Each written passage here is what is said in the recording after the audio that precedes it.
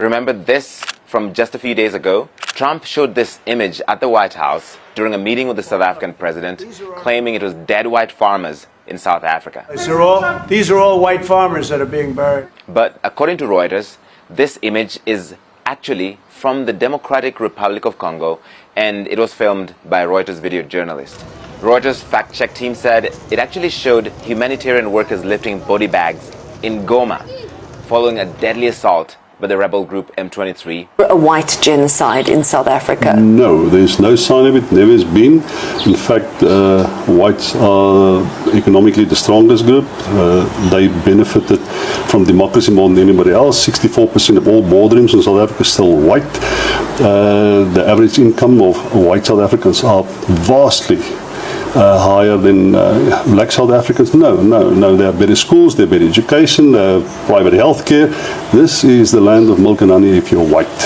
Are you going to condone? There are 19,000 murders in South Africa. 36 were on farms. 7 of the farmers were victims. Okay, this is according to the South African police. And you think the South African government is a credible source? The other 29, hold on a second, the 29 victims who were included in the farm killings were farm employees who tend to be black. Trump did not embarrass the president of South Africa.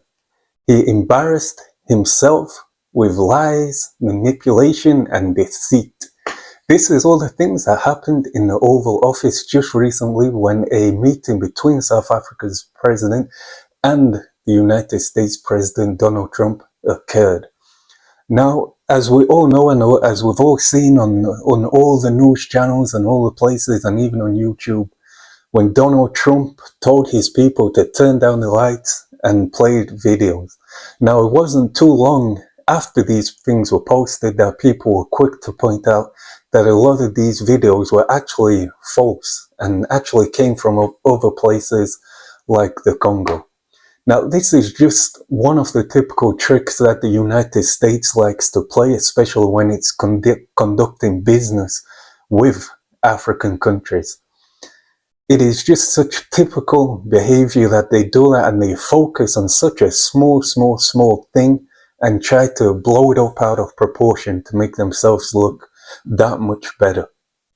Now, he spoke about a lot of things, and he showed a lot of papers and a lot of pictures and talked about genocide on the white farmers. Now, Donald Trump does not care about South Africa. How do we know that? We know that because the only people he talked about were the white South Africans. Now, if you know anything about South Africa, it is a diverse place, but the majority of the people are Africans, of black Africans. And the majority of people who actually died on these farms that Donald Trump was talking about were black Africans, which he did not mention. He mentioned only the whites. So you can see why this meeting makes no sense. Because if he truly cared about South Africa, he would have spoken about all of the people involved, not just the small amount of people that were involved. Because statistics now are showing that more black Africans had died on these farms than white South Africans. Now, in this Oval Office meeting, he also had his partner in crime, Mr. Elon Musk, who was there staring down South Africa's president throughout this meeting. Now, it's also good to know that Elon Musk is only caring about this situation because he wants Starlink implemented in South Africa. Now, because of the policies created after apartheid, it's very difficult for Elon to build things within South Africa for businesses. So his Starlink has been rejected many times to operate in South Africa. So you have to say it's very interesting that of all people, you have Elon Musk so invested in this, knowing what he actually wants. Because if you look at the amount of deaths, it doesn't really speak to the volume that they are trying to tell us, especially when you look at all the other deaths going on. But we have seen this time and time again. We have seen it with a few months ago, Zelensky And I'm sure this will not be the last. We are seeing this already, this crusade of media outlets owned by the American government going after multiple African leaders, including Traore of Burkina Faso. There's not a day goes by that we don't see the American media talking some false fabricated lies about something that he supposedly did. And again, they are doing it with South Africa.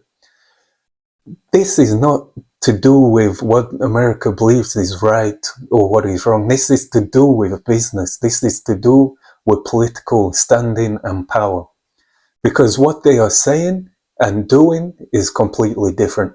What they are saying is true, and the facts behind it are not making sense. Like I say, they are saying there is a genocide against the white farmers. This is what they confronted South Africa's president with, yet the facts behind it are telling different stories.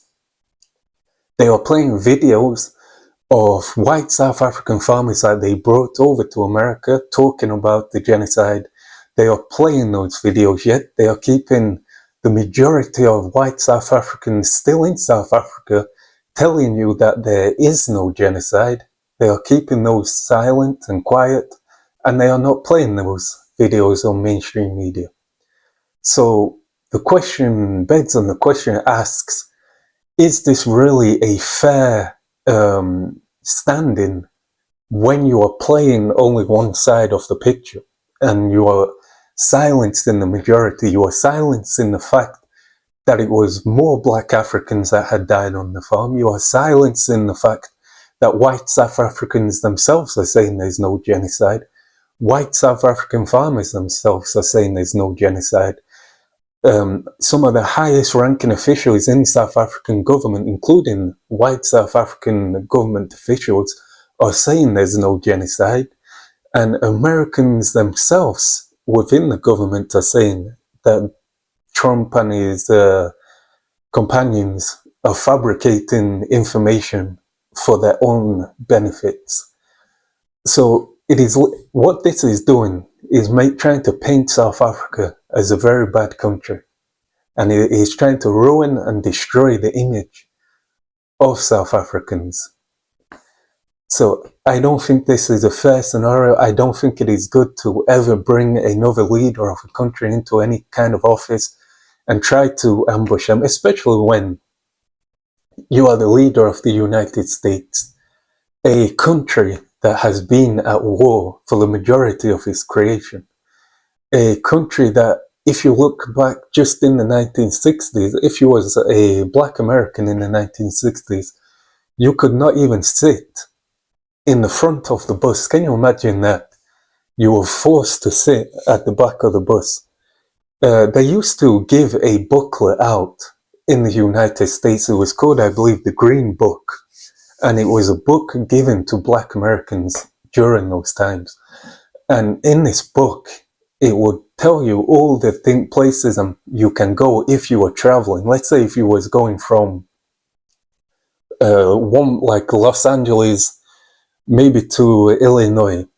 This Green Book would tell you where you can sleep at night as a black man, where you could eat, which black doctors were around. This would tell you every place that you could go, because you could not go to the white-owned places.